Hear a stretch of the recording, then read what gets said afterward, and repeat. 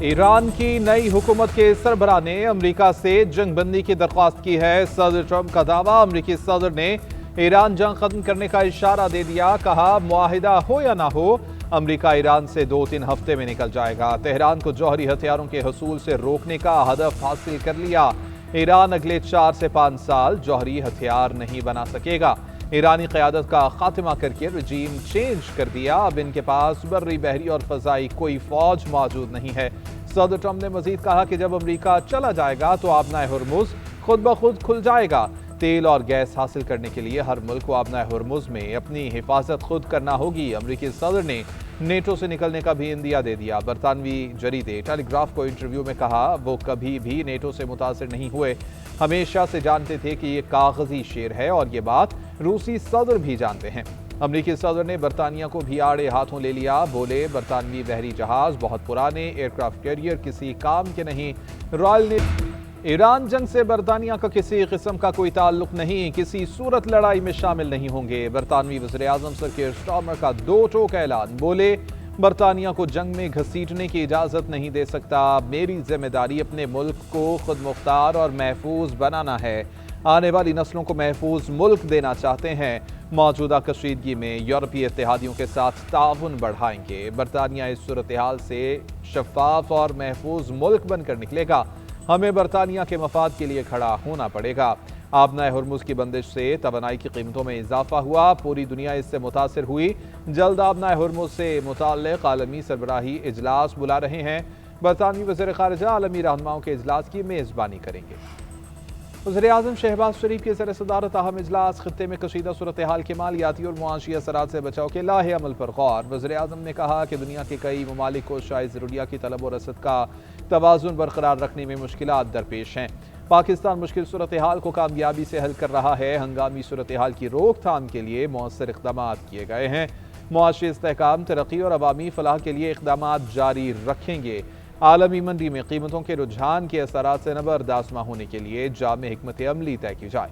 بیرونی اور اندرونی میکرو اکنامک اثرات کو بھی خصوصی طور پر جانچا جائے۔ ادھر وزیر اعظم کی زیر صدارت نوجوانوں کے لیے ملازمت کے مواقع پر جائزہ اجلاس، پی ایم یوتھ پروگرام کی کارکردگی پر اظہار اطمینان۔ شہباز شریف نے کہا نوجوان ہماری قوم کا مستقبل ہیں، انہیں پیشہ ورانہ مہارت فراہم کرنے کے لیے پرعزم ہیں۔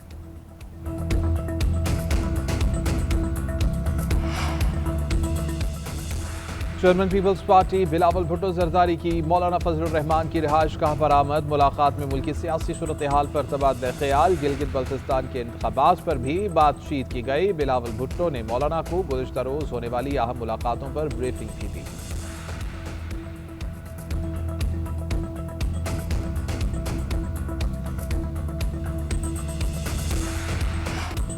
ایران نے وسطی، جنوبی اور شمالی اسرائیل پر میزائل برسا دیے۔ تل ابیب، بنی براق، مغربی کنارے سمیت دیگر علاقوں میں سائرن گونجنے لگے۔ وسطی اسرائیل میں 4 مقامات پر ایرانی میزائلوں کے ٹکڑے گرے، ایک عمارت کو نقصان پہنچا۔ ایران کے کلسٹر بم حملے میں 14 اسرائیلی زخمی ہوئے۔ یمن اور ایران سے متعدد میزائل اور ڈرون حملے، 24 گھنٹے میں 104 اسرائیلی زخمی ہوئے۔ ایران کے حملوں میں اب تک 20 اسرائیلی ہلاک، 6286 زخمی ہو چکے۔ امریکی اہداف پر بھی حملے جاری۔ سعودی عرب میں امریکی پائلٹوں اور لڑاکا طیاروں کے عملے پر حملہ، جاسوس طیارہ E-3 سینٹری تباہ، تصاویر بھی جاری کر دی گئیں۔ 15 فوجی زخمی، 5 کی حالت تشویشناک قرار۔ UAE میں منہاد بیس کے قریب خفیہ اڈے پر حملہ۔ ایرانی میڈیا کے مطابق اڈے میں کم از کم 200 امریکی فوجی موجود تھے۔ بحرین کے منامہ ایئرپورٹ کے قریب ہاک اینٹی ڈرون نظام تباہ کر دیا گیا۔ کویتی احمد الجبراڈے میں 2 ارلی وارننگ سسٹمز کو نشانہ بنایا گیا۔ ادھر متحدہ عرب امارات کا 5 بیلسٹک میزائل اور 35 ڈرون۔ ایران جنگ اب اپنے اختتام کے قریب ہے۔ جنگ کا اختتام آج یا کل نہیں ہوگا مگر یقینی ہے۔ امریکی وزیر خارجہ مارکو روبیو کہتے ہیں کہ امریکہ ایران کے ساتھ پیغامات کا تبادلہ کر رہا ہے، آگے چل کر براہ راست ملاقات کا بھی امکان ہے، ہم اس کے لیے ہمیشہ تیار ہیں۔ صدر ٹرمپ مذاکرات کو محض وقت حاصل کرنے کے لیے تاخیری حربے کے طور پر استعمال کرنے کی اجازت نہیں دیں گے۔ مارکو روبیو کی نیٹو پر بھی تنقید، کہا جائزہ لیں گے کہ اتحاد اب بھی اپنا مقصد پورا کر رہا ہے یا نہیں۔ جنگ ختم کرنے کو تیار ہیں، معاہدے کے لیے ٹھوس ضمانتیں دی جائیں۔ ایرانی صدر کا مطالبہ، آبنائے ہرمز میں کشیدگی امریکہ اور صہیونی عناصر کے جارحانہ اقدامات کا نتیجہ قرار۔ امریکہ کی نیت پر بھی سوالات۔ مسعود پزشکیان نے کہا کہ امریکہ سفارتکاری اور مذاکرات پر یقین نہیں رکھتا۔ مذاکرات کے دوران 2 مرتبہ ایران پر حملے کیے گئے، گارنٹی دی جائے کہ تنازع دوبارہ شروع نہیں کیا جائے گا۔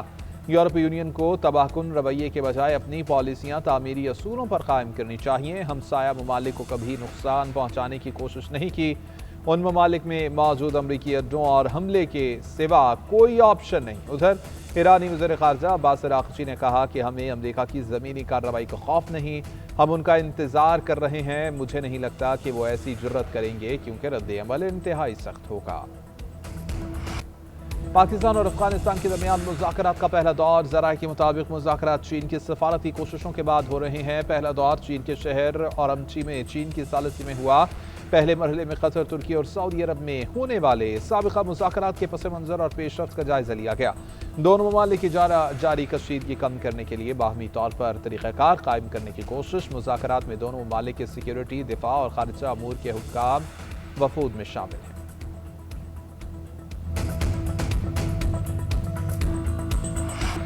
خیبر پختونخوا میں سیکیورٹی فورسز کی بڑی کارروائیاں۔ 13 خارجی جہنم واصل۔ ISPR کے مطابق 30 مارچ کو 2 مختلف انٹیلیجنس بیسڈ آپریشنز میں کامیاب کارروائیاں کی گئیں۔ خیبر ضلع کے علاقے باڑہ میں خفیہ اطلاع پر آپریشن، 10 خارجی مارے گئے۔ فائرنگ کے شدید تبادلے کے بعد دہشت گردوں کا ٹھکانہ تباہ۔ بنو میں دوسری کارروائی میں مزید 3 خارجیوں کو ہلاک کیا گیا۔ علاقے میں ممکنہ طور پر چھپے دہشت گردوں کی تلاش اور خاتمے کے لیے سرچ آپریشنز، بھارتی حمایت میں سرگرم عناصر کے خاتمے کے لیے کارروائیاں تیز کر دی گئیں۔ فورسز عزم استحکام ویژن کے تحت دہشت گردی کے مکمل خاتمے کے لیے پرعزم ہیں۔ صدر مملکت، وزیر اعظم اور وزیر داخلہ کا سیکیورٹی فورسز کو خراج تحسین۔ نائب وزیر اعظم اور وزیر خارجہ دورہ چین مکمل کر کے وطن واپس پہنچ گئے۔ اسحاق ڈار کو ایئرپورٹ پر پاکستانی ہائی کمشنر اور چینی حکام نے رخصت کیا۔ اسحاق ڈار نے چینی وزیر خارجہ سے ملاقات کی۔ خلیج اور مشرق وسطی کی بگڑتی صورتحال پر تفصیلی تبادلہ خیال۔ کہا مسائل کا حل صرف مذاکرات اور سفارتکاری کے ذریعے ہی ممکن ہے۔ پاکستان اور چین نے مشترکہ طور پر امن کے لیے 5 نکات پیش کیے۔ ایران اور امریکہ اسرائیل جنگ کے خاتمے پر زور دیا۔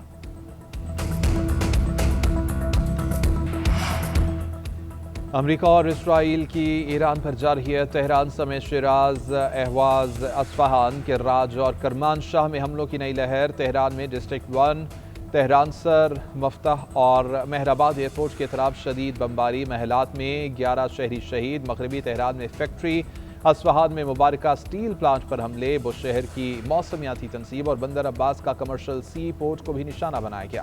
اسرائیلی فوج نے دعویٰ کیا کہ 24 گھنٹے میں ایران میں 230 اہداف کو نشانہ بنایا گیا۔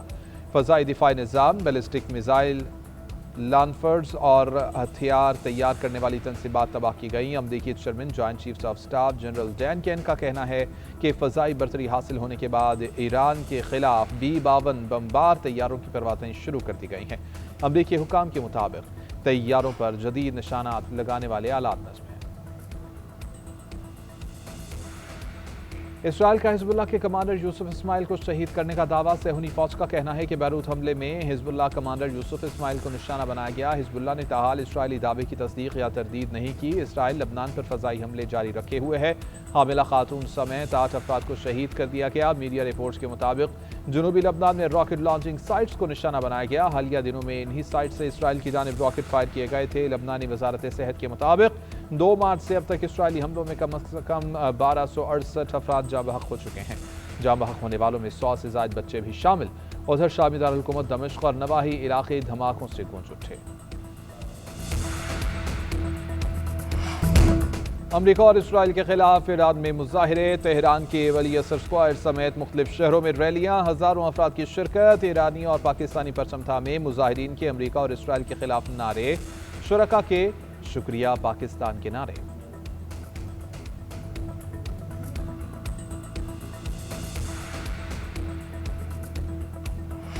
بانی پی ٹی آئی کی رہائی کے لیے فورس کی تشکیل پر آئینی عدالت کا نوٹس۔ سہیل آفریدی سے 10 دن میں جواب طلب کر لیا۔ وکیل نے موقف اختیار کیا کہ اس طرح کی فورس امن و امان کے لیے بھی خطرہ ہے۔ امن و امان سے متعلق کراچی ہائی کورٹ کا فیصلہ موجود ہے۔ جسٹس باقر نجفی نے استفسار کیا کہ کیا صوبائی کابینہ نے فورس تشکیل دینے کی اجازت دی۔ وکیل نے بتایا کابینہ نے ایسی کوئی اجازت نہیں دی۔ عدالت نے ریمارکس دیے کہ وفاقی حکومت یقینی بنائے فورس کی تشکیل میں آئین و قانون کی خلاف ورزی نہ ہو۔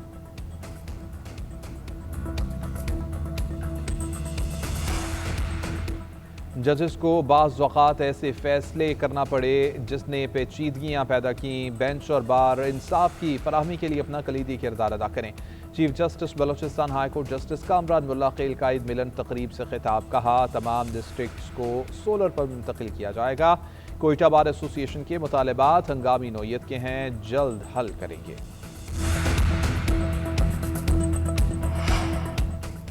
گلوکار علی ظفر کے میشا شفیع کے خلاف عطا عزت کیس کا تفصیلی فیصلہ جاری۔ سیشن کورٹ لاہور نے 155 صفحات پر مشتمل فیصلہ جاری کیا۔ فیصلے میں کہا گیا ہے کہ مدعی پر ہراساں کرنے کا الزام درست ثابت نہیں کیا جا سکتا۔ یہ بھی ثابت نہیں کیا جا سکا کہ الزام عوامی فلاح کے لیے لگایا گیا۔ الزامات سے علی ظفر کی ساکھ کو نقصان پہنچا۔ اپنے الزامات کو ثابت کرنا میشا شفیع کی ذمہ داری بنتی تھی۔ میشا شفیع 50 لاکھ روپے ہرجانہ ادا کریں۔ مستقبل میں الزامات کو براہ راست یا بالواسطہ طور پر نہیں دہرائیں گی۔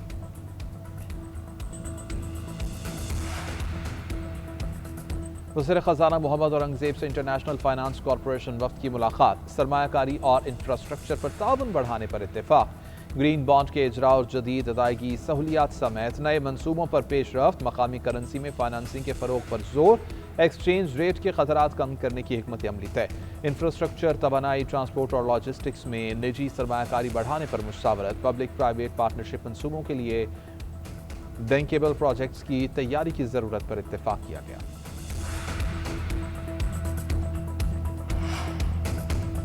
سانحہ گل پلازہ کے متاثرین کو 1-1 کروڑ روپے دینے کا فیصلہ۔ سندھ حکومت نے جم بحق افراد کے لواحقین کے لیے 85 کروڑ روپے مختص کر دیے۔ متاثرہ تاجروں کے لیے 60 کروڑ روپے مختص، فی دکاندار 5 لاکھ روپے امداد کی جائے گی۔ 72 میں سے 61 متاثرہ خاندانوں کو گھروں پر چیک کے ذریعے معاوضہ ادا کرنے کی رپورٹ پیش۔ کمشنر کراچی نے بتایا باقی کیسز کی تصدیق کا عمل جاری ہے۔ چند کیسز نادرہ اور بین الصوبائی تحقیقات کے مراحل میں ہیں۔ وزیر اعلیٰ سندھ نے کہا کہ تمام مستحقین کو شفاف اور بروقت ادائیگی یقینی بنائی جائے۔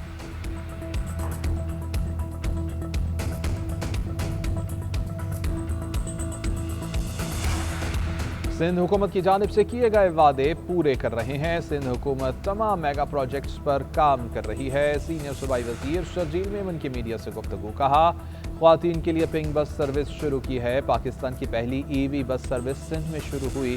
خواتین کو بااختیار بنانے کے لیے پنک سکوٹر اسکیم شروع کی۔ خواتین کو ڈرائیونگ کی مفت ٹریننگ دی جا رہی ہے۔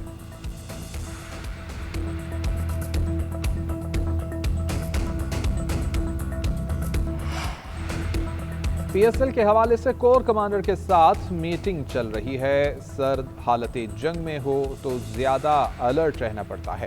آئی جی سندھ جاوید عالم موٹو کا تقریب سے خطاب۔ کہا کہ جرائم پر قابو پانے میں کامیابیاں ملی ہیں۔ کچے کا کوئی علاقہ ایسا نہیں ہے جو پولیس کے لیے نو گو ایریا ہو۔ پولیس سندھ بھر میں مجرموں کے خلاف کارروائی کر سکتی ہے۔ 2 سال میں 33 خطرناک کرمنلز مارے گئے۔ 100 کو زخمی حالت میں پکڑا گیا۔ 225 نے ہتھیار پھینک کر سرنڈر کیا۔ ہم ملزموں کو معاف نہیں کر رہے، عدالتوں کا سامنا کرنا پڑے گا۔ پاکستان سپر لیگ سیزن 11 کا میلہ آج بھی ایک میچ کا فیصلہ ہوگا۔ اکلوتی فتح کے منتظر حیدرآباد کنگز کے تیسرے امتحان کا وقت آن پہنچا۔ ملتان سلطان سے جوڑ پڑے گا۔ قذافی اسٹیڈیم لاہور میں میچ شام 7 بجے شروع ہوگا۔ آخری نمبر پر موجود کنگز مین کو ابتدائی 2 میچز میں لاہور قلندرز اور کوئٹہ گلیڈیٹرز کے ہاتھوں ناکامی کا منہ دیکھنا پڑا۔